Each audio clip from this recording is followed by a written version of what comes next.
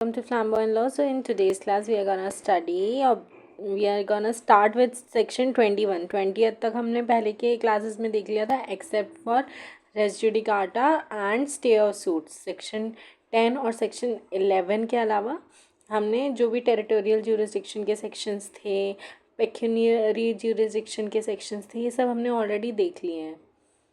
ठीक है. सेक्शन 9 देख लिया है हमने, सेक्शन 6 देख लिया है, देन 15 to 20 देख लिया था. Moving ahead. No objection as to the place of suing shall be allowed by any appellate और रिविजनल कोर्ट. अब देखो, ज्यूरिसडिक्शन तो आ गया, ये पता चल गया हमें कि ज्यूरिसडिक्शन जो होता है वो कोर्ट वो कहाँ डिसाइड होता है. या तो हमने इमूवेबल प्रॉपर्टी के उसमें देखा था केस में कि वो डिसाइड होता है जहाँ प्रॉपर्टी सिचुएटेड है वहाँ,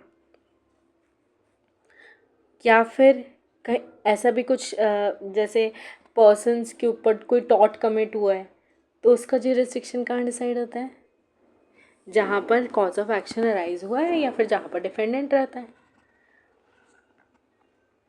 ठीक है.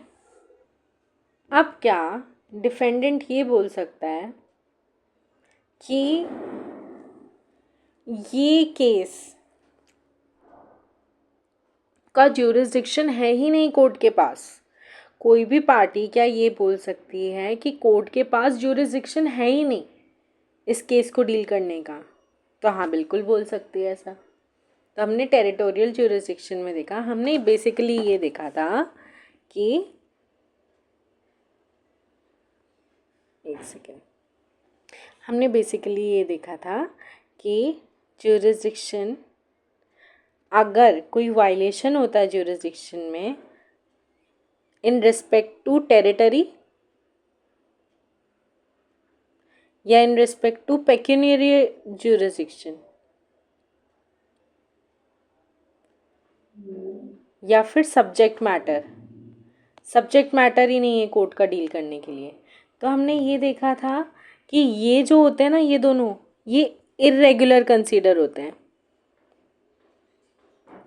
मतलब पार्टी को प्रूव करना पड़ेगा. अगर पार्टी ये क्लेम कर रही है कि ज्यूरिसडिक्शन नहीं है कोर्ट का, तो पार्टी को प्रूव करना पड़ेगा कि आप प्रूव करके बताओ कि ज्यूरिसडिक्शन क्यों नहीं है इस कोर्ट का.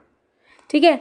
हमने क्लियरली सेक्शन 17 में पढ़ा था, सेक्शन 18 में सॉरी, ये पढ़ा था हमने कि अगर कोर्ट कंफ्यूज्ड है कि ज्यूरिसडिक्शन है कि नहीं है तो वो डील कर लेगी केस को, रिकॉर्ड कर लेगी अगर कोई जेन्युइन कन्फ्यूजन है तो, और रिकॉर्ड करेगी स्टेटमेंट, और जो भी जजमेंट होगा उसे भी रिकॉर्ड करेगी, और ऐसा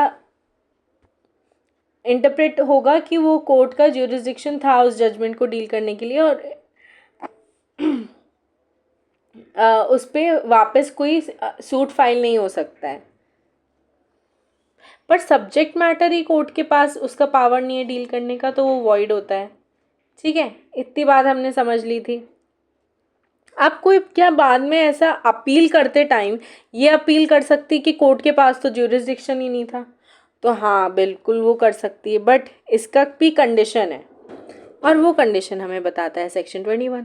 क्या बताता है कि कोर्ट, अगर आप अपीलेंट कोर्ट के पास गए हो या रिविजनल कोर्ट के पास गए हो, जिस कोर्ट के पास अपील हो रही है या जो कोर्ट रिविजन कर रहा है, तो आप उस कोर्ट के पास गए हो, तो वहाँ पर आप ये ऑब्जेक्शन रेज नहीं कर सकते कि कोर्ट के पास तो ज्यूरिसडिक्शन ही नहीं है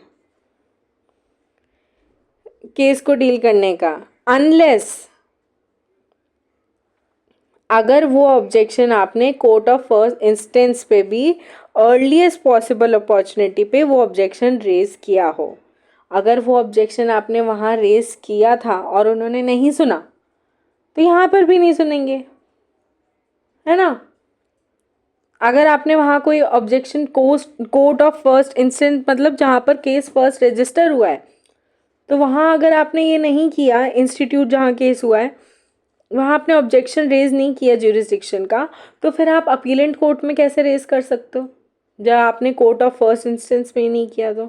तो वहाँ तो पहले अगर कोर्ट ऑफ फर्स्ट इंस्टेंस में आपने ऑब्जेक्शन रेज किया ज्यूरिसडिक्शन का, तभी आप अपीलेंट कोर्ट में रेज कर सकते हो, नहीं तो वो चीज़ आपकी कोर्ट वो अपील नहीं सुनेगी। ठीक है, और क्या बोल रहा है, एक और इसके कंडीशन है इसके एक और, कि unless there has been a consequent failure of justice. क्या इस चीज़ से ये ज्यूरिसडिक्शन जो है इसके गलत होने से आपके कोई फेलियर ऑफ जस्टिस हो रहा है क्या आपको, तो तभी वो चीज़ डील करेगी वो के कोर्ट, अपीलेंट कोर्ट, नहीं तो नहीं करेगी। तो ये 2 पॉइंट्स हैं।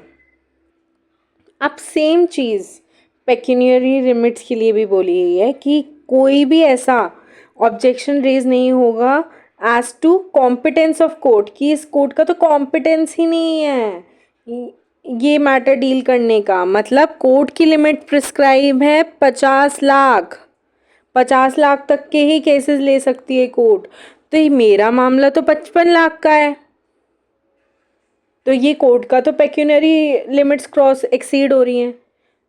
पर कोर्ट ये ऑब्जेक्शन तब ही सुनेगी अगर आपने कोर्ट ऑफ फर्स्ट इंस्टेंस में ये पॉइंट ऑलरेडी रेज किया था तब, या फिर there has been a consequent failure of justice, या तो फेलियर ऑफ जस्टिस हो रहा है या फिर आपने ऑलरेडी ये कोर्ट ऑफ फर्स्ट इंस्टेंस में रेज किया था ये ऑब्जेक्शन।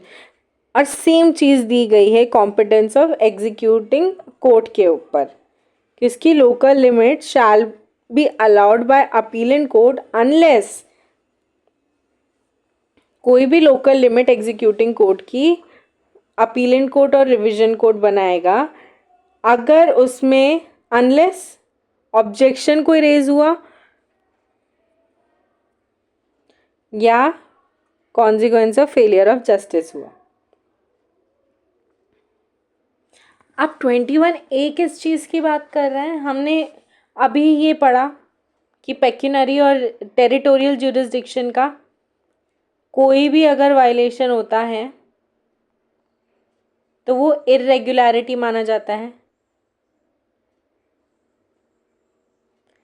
देन सब्जेक्ट मैटर का अगर होता है तो वो वॉइड माना जाता है। ठीक है, बट टेरिटोरियल के मामले में और पेक्यूनियरी के मामले में इर्रेगुलर है जब उनका ज्यूरिसडिक्शन कोर्ट का, तो क्या न्यू सूट अपन फाइल कर सकते हैं क्या। मान लो इस कोर्ट का, मेरा एक प्रॉपर्टी का डिस्प्यूट था, फॉर एग्जांपल मेरा बी के साथ एक प्रॉपर्टी का डिस्प्यूट था, मैं बोल रही थी ये प्रॉपर्टी मेरी है और बी बोल रहा था मेरी है। अब प्रॉपर्टी सिचुएटेड है मान लो गुजरात में, या मान लो प्रॉपर्टी सिचुएटेड है दिल्ली में।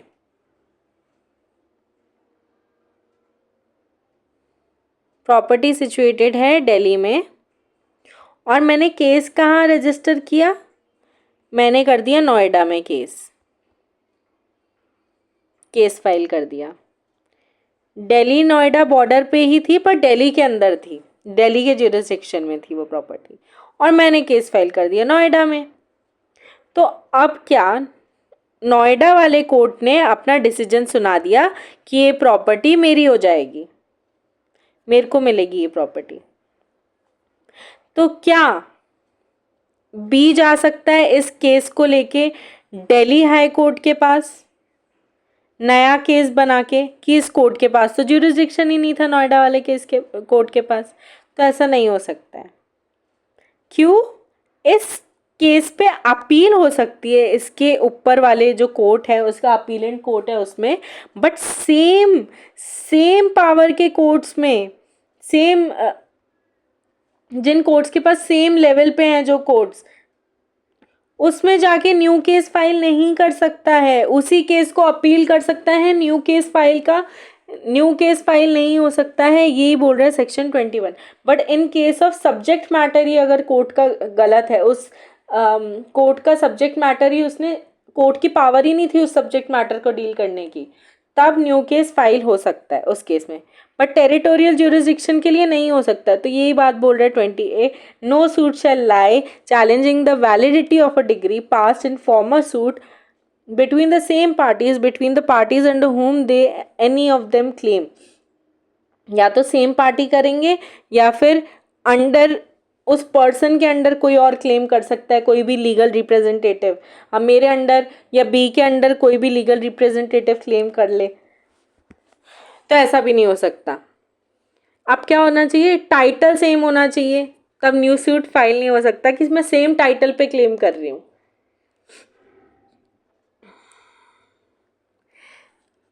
On any ground based on any objection as to the place of suing। तो टेरिटोरियल ज्यूरिसडिक्शन की बात हो रही है। अब सेक्शन 22 to 25 हम जब पढ़ेंगे ना, तो वो किस चीज़ की बात कर रहा है, ट्रांसफ़र ऑफ केसेस की बात कर रहा है। अब मान लो ये एक प्रॉपर्टी है, ये सिचुएटेड है पुणे में, ठीक है। ए और बी के बीच में डिस्प्यूट है, ए है प्लेंटिफ, बी है डिफेंडेंट। ए बोल रहा है प्रॉपर्टी का आधा हिस्सा मेरे को मिलना चाहिए, तो ए ने, बी रहता है पुणे में ही, मान लो बी रहता है मुंबई में और ए रहता है पुणे में।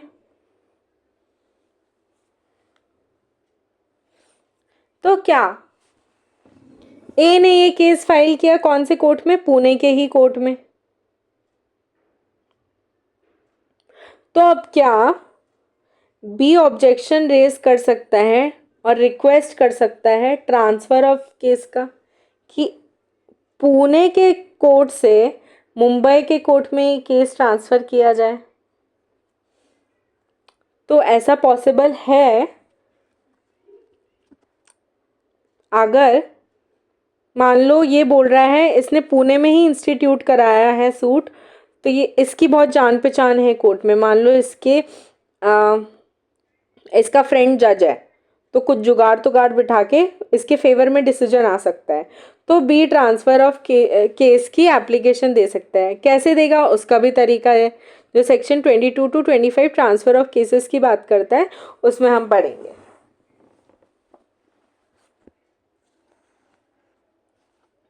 तो जब transfer of case defendant file करेगा ना, कौन फाइल कर सकता है transfer of case, defendant file कर सकता है, ठीक है, 22 के अंदर बोला गया है। तो डिफेंडेंट फाइल करेगा तो उसको नोटिस देना पड़ेगा सारी पार्टीज़ को, नोटिस टू ऑल पार्टीज जो भी इन्वॉल्व हैं केस में, ठीक है। फिर नोटिस देने के बाद कोर्ट जो है वो उन सब के ऑब्जेक्शन सुनेगा, कोर्ट के पास वो पार्टीज आएंगी और वो कोर्ट सुनेगा ऑब्जेक्शंस कि किस किस को तकलीफ है। मान लो बी ने बोल दिया कि नहीं ऐसा तो कुछ भी नहीं है, ये बी की ए की जान पहचान है मुंबई के कोर्ट में इसलिए वो वहाँ ट्रांसफ़र कराना चाहता है, तो ऐसा हो सकता है। तो कोर्ट को जो भी जस्ट डिसीजन लगेगा तब वो कोर्ट डिसाइड करेगा कि केस ट्रांसफ़र होना चाहिए कि नहीं होना चाहिए, ठीक है। तो इसका एक सिंपल सा प्रोसीजर है। तो ये हो गया आपका सेक्शन 22। अब 23 की भी बात कर लेते हैं। 23 बस सिंपल सी चीज़ बोलता है कि अगर केस सेम अपीलेंट कोर्ट में, मतलब ये अपीलेंट कोर्ट है, अपील जहाँ करते हैं उसके अंदर सबऑर्डिनेट कोर्ट्स हैं, इसका मतलब सुप्रीम कोर्ट नहीं है, सबऑर्डिनेट कोर्ट है, कोर्ट ऑफ फर्स्ट इंस्टेंस, दो सबऑर्डिनेट कोर्ट्स हैं। तो वो जो अपीलेंट कोर्ट है वो अगर अपीलेंट कोर्ट के अंदर दो सबऑर्डिनेट कोर्ट्स में एक कोर्ट से दूसरे कोर्ट में ट्रांसफ़र हो रहा है केस, एक सबऑर्डिनेट कोर्ट से दूसरे सबऑर्डिनेट कोर्ट में ट्रांसफर हो रहा है case under the same appellate court, तो एप्लीकेशन कहाँ फाइल करनी पड़ेगी डिफेंडेंट को? अपीलेंट कोर्ट में, उस अपीलेंट कोर्ट में फाइल करनी पड़ेगी, क्योंकि अपीलेंट कोर्ट कौन है? बॉस है। अपीलेंट कोर्ट बॉस है इन दोनों का ना, वो बता सकता है कि हाँ इस सबऑर्डिनेट कोर्ट से इस सबऑर्डिनेट कोर्ट में वो भेज सकता है, उसके पास पावर है। अब अगर अपीलेंट कोर्ट्स डिफरेंट है, अपीलेंट कोर्ट्स डिफरेंट हैं और उनके एक subordinate court of one appellate court to another subordinate court में ट्रांसफर हो रहा है, पर इनका हाई कोर्ट तो सेम है, सेम स्टेट के अपीलेंट कोर्ट्स हैं, तो हाई कोर्ट भी सेम होना चाहिए, है ना? तो अब कहाँ फाइल होगी एप्लीकेशन? हाई कोर्ट के पास फाइल होगी। पर अब मान लो एक स्टेट से दूसरी स्टेट में ट्रांसफर हो रहा है, तो हाई कोर्ट भी डिफरेंट है। अब एक स्टेट से दूसरे स्टेट के कोर्ट में ट्रांसफर हो रहा है, अब हाई कोर्ट भी डिफरेंट है, तो अब कहाँ एप्लीकेशन फाइल होगी? जिस सबऑर्डिनेट कोर्ट के में मैटर ऑलरेडी आया था ना, जहाँ ओरिजिनल ज्यूरिसडिक्शन था मैटर का, जिस सबऑर्डिनेट कोर्ट में मैटर आया था वहां पर फाइल होगी, उसके हाई कोर्ट में फाइल होगी। तो यही बोलता है हमारा सेक्शन 23।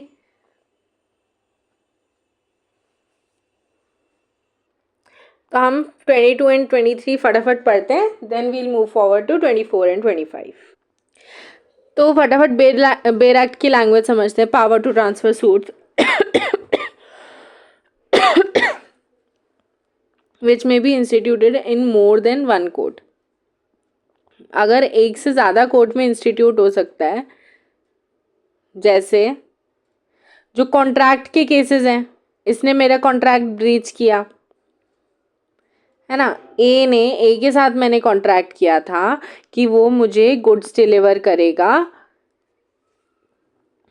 कहाँ पर? बैंगलोर में। ए भी बैंगलोर में ही रहता है, ठीक है, और कॉज ऑफ एक्शन कहाँ अराइज हुआ? बैंगलोर में ही अराइज हुआ। सॉरी, ए रहता है मान लो चेन्नई में, ठीक है, वो मुझे बैंगलोर में देगा गुड्स, तो कॉन्ट्रैक्ट में हमने कहाँ एंटर हुए? बैंगलोर में एंटर हुए। कॉज ऑफ एक्शन अराइज हुआ बैंगलोर में, तो मैं सूट कहाँ कहाँ फाइल कर सकती हूँ? एक तो बैंगलोर में फाइल कर सकती हूँ, एक चेन्नई में फाइल कर सकती हूँ, क्योंकि वहाँ डिफेंडेंट रहता है। और हमने क्लियरली पढ़ा था कि जहाँ डिफेंडेंट रहता है वहाँ भी सूट फाइल हो सकता है, और जहाँ कॉज ऑफ एक्शन अराइज हुआ है वहाँ भी सूट फाइल हो सकता है अकॉर्डिंग टू सेक्शन 20, ठीक है। तो जहाँ दो से ज़्यादा कोर्ट्स में सूट फाइल हो सकता है वहाँ पर क्या है? पावर टू ट्रांसफर का ऑप्शन मिल जाता है। Where a suit may be instituted in any one of two or more courts and is instituted in one of such courts, any defendant after notice to other parties, उसे notice provide करने पड़ेगा सारी parties को जो भी involve है उस contract में, at the earliest possible opportunity in all cases where the issues are settled before such settlement। मतलब वो ऑलरेडी एक कोर्ट में ऑलरेडी सेटलमेंट के लिए गया हुआ है।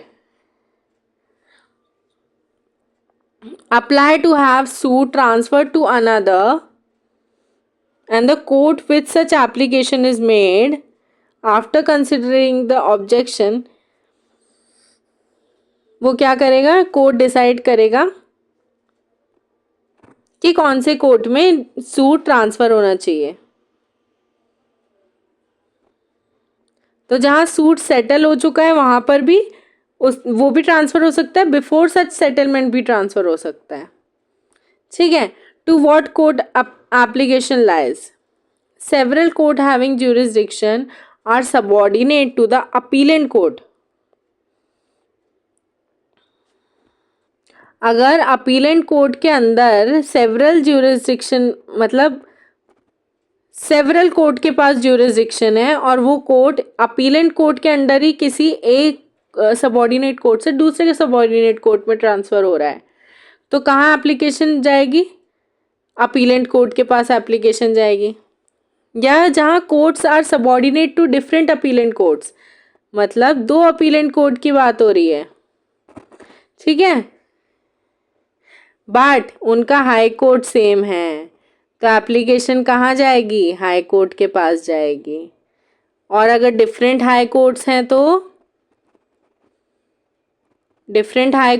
तो कहाँ जाएगी एप्लीकेशन? उस हाई कोर्ट के पास जाएगी जिसके अंडर के सबऑर्डिनेट कोर्ट में केस रजिस्टर हुआ था। Then general powers of transfer and withdrawal. अब ये 24, 25 जो हैं वो कोर्ट को एम्पावर करते हैं to transfer the case. 24 empower करता है डिस्ट्रिक्ट कोर्ट को एंड हाई कोर्ट को, और 25 एम्पावर करता है सुप्रीम कोर्ट को। तो डिस्ट्रिक्ट कोर्ट और हाई कोर्ट के पास जब एप्लीकेशन आएगी और नोटिस गया होगा सारी पार्टीज के पास और हेयरिंग होगी उसके पास, सारे ऑब्जेक्शंस हेयर होंगे, तब वो मैटर ले सकती है अपने पास, या फिर तभी डिसाइड कर सकती है वो उस केस पे, या फिर सुओ मोटो खुद ही ट्रांसफ़र करने के लिए सुओ मोटो केस ले सकती है। ठीक है, कब ले सकती है? At any stage of the proceeding, कोई भी स्टेज पे प्रोसीडिंग की, इसका कोई ऐसा टाइम पीरियड नहीं है, लिमिटेशन टाइम। देन किन किन केसेस का ले सकती है? जो भी केसेस जो उनके पास पेंडिंग पड़े हैं उनको ट्रांसफ़र करने का राइट है, उनके पास पावर है, या फिर जो उनके सबऑर्डिनेट के पास जो केसेस हैं उनको भी ट्रांसफ़र करने का पावर होता है। तो बेयर एक्ट की लैंग्वेज समझ लेते हैं एक बार। On application of any parties after the notice to the party, notice send करना पड़ेगा, and after hearing of the objection, वो अपना डिसीजन सुनाता है जब कोर्ट, या फिर ऑफ इट्स ओन मोशन, मतलब सुओ मोटो कॉग्निजेंस लेगा विदाउट सच नोटिस।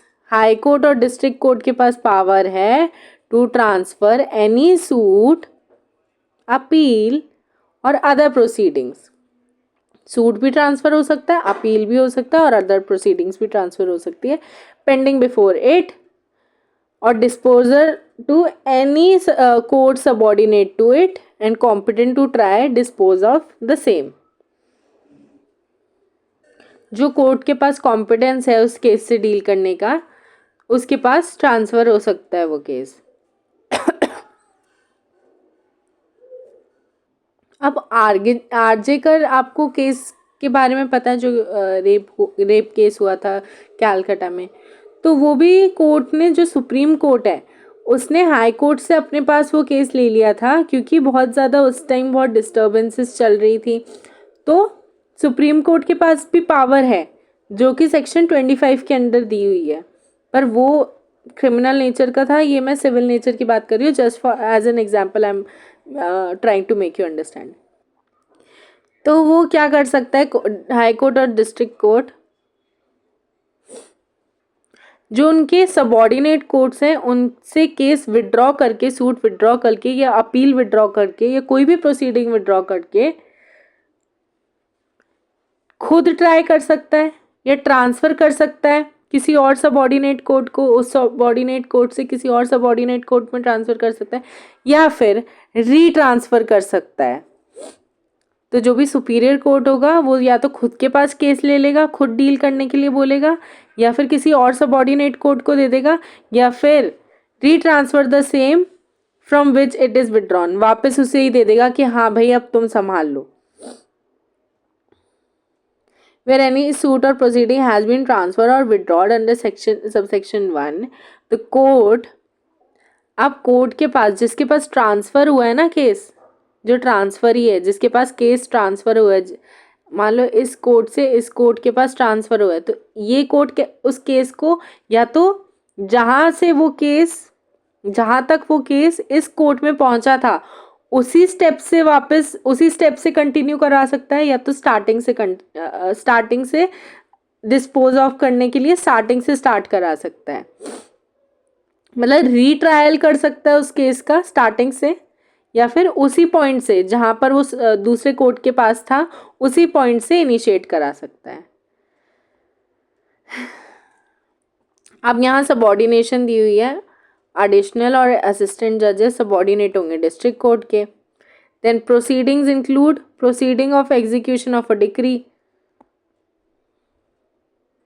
अब जो कोर्ट डील कर रहा है कोर्ट ऑफ स्मॉल कॉजेस के केस से, मान लो कोर्ट ऑफ स्मॉल कॉजेस के केस को किसी और कोर्ट में ट्रांसफर हुआ है, मान लो वो कोर्ट बड़ा है, small causes court of small causes से भी हायर अथॉरिटी वाला सुपीरियर कोर्ट है, तब भी वो उस केस के लिए कोर्ट ऑफ स्मॉल कॉजेस ही कहलाएगा।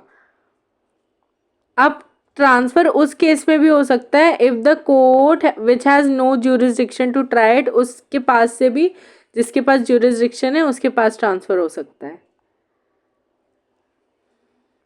अब पावर दी हुई है सुप्रीम कोर्ट के पास टू ट्रांसफर द सूट, तो सेम चीज है। एप्लीकेशन जाएगी किसके पास, पार्टी एप्लीकेशन देगी सुप्रीम कोर्ट को after notice to the parties, जो भी इंटरेस्टेड पार्टीज है उनको नोटिस देने के बाद पार्टी किसके पास जाएगी, सुप्रीम कोर्ट के पास, after hearing such of them, जो भी ऑब्जेक्शंस हैं उनको हेयर करने के बाद एट एनी स्टेज क्या कर सकता है सुप्रीम, अगर उससे लगता है कि इससे जस्टिस अचीव हो जाएगा ट्रांसफ़र करने से, तो वो क्या कर सकता है, एनी सूट या अपील या अदर प्रोसीडिंग को ट्रांसफ़र कर सकता है फ्रॉम हाई कोर्ट और other civil court of one state to high court और other civil court of another state. तो सिविल कोर्ट के केसेस को भी ट्रांसफ़र करने का राइट है, पावर है, और हाई कोर्ट के केसेस को भी। फिर every application under this section shall be made by a motion which is supported by affidavit. तो अगर सेक्शन 24 में अपन ने पढ़ा था सुओ मोटो, कि खुद ही सुओ मोटो लेके जो हाई कोर्ट या डिस्ट्रिक्ट कोर्ट है वो ट्रांसफ़र कर सकती है, बट सुप्रीम कोर्ट के पास इतना टाइम नहीं है कि वो खुद सुओ मोटो लेगी, उसके पास एप्लीकेशन फाइल होगी या एफिडेविट जाएगा एप्लीकेशन के साथ। Then court to which such suit appeal और other proceeding is transferred shall subject to any direction in the court of order of transfer either retry or proceed from the stage at which it was transferred to it। Same चीज़ लिखी हुई है, या तो जिसके पास transfer हुआ है case वो या तो रीट्राई करेगा उसको वापस से, या फिर जिस स्टेज पे वो पहले वाले कोर्ट में था उसी स्टेज से वापस स्टार्ट करेगा। Then dismissing any application under this section, अगर सुप्रीम कोर्ट को लगता है फ्रिवोलियस एप्लीकेशन थी या वेक्सेशियस एप्लीकेशन थी, तो उस पार्टी को कॉम्पनसेशन पेड करना पड़ेगा to any person who has oppose the application not exceeding 2000 rupees. तो कुछ भी ऐसा कोर्ट का टाइम वेस्ट करने के लिए या जो ऐसा सीरियस नेचर का केस नहीं है उसको सुप्रीम कोर्ट के पास लेके आए, तो सुप्रीम कोर्ट कॉम्पनसेशन दिलवाएगी किसको, जो पर्सन अफेक्ट हुआ इस चीज़ से या जिसने एप्लीकेशन को अपोज किया था। एप्लीकेशन को ऑब्जेक्शंस मांगती है ना सुप्रीम कोर्ट के पास, अगर कोई गया ट्रांसफ़र के लिए तो क्या करेगा, नोटिस देगा पार्टीज को, देन सुप्रीम कोर्ट हियरिंग करेगा ऑब्जेक्शंस की। तो जिसने ऑब्जेक्शन किया है ना, जिसने अपोज किया है ट्रांसफ़र के एप्लीकेशन को, उसको कॉम्पनसेशन मिलेगा अगर सुप्रीम कोर्ट को लगा कि वो फ्रिवोलियस एप्लीकेशन या वेक्सेशियस है। कि कोर्ट वेक्सेशियस मतलब फ्रस्ट्रेशन जो क्रिएट कर रहा है कोर्ट के लिए, मतलब टाइम वेस्ट कर रहा है, मान लो आप सिंपल लेमैन टर्म में 2000 रुपये तक का फाइन लगेगा, फाइन नहीं कॉम्पनसेशन मिलेगा उसको। Then law applicable to any suit appeal other proceedings transferred under this section shall be the law which the court in which suit appeal other proceeding were originally instituted ought to have been applied to such suit। and तो ये फालतू की बात बोल रहा है कि law जो भी एप्लीकेबल होगा सूट प्रोसीडिंग में वो कोर्ट भी अप्लाई करेगी एंड ऑल ऑफ दैट। तो बेसिकली हमने 24-25 अच्छे से समझ लिया है, हमने सेक्शन 25 तक अच्छे से समझ लिया है। अब हमारे पास बचे हैं जो भी मतलब सीपीसी के सबसे इम्पॉर्टेंट टॉपिक्स हैं, सेक्शन 10 एंड सेक्शन 11। उसका डिफरेंस हम समझेंगे नेक्स्ट वीडियो में। Till then take care.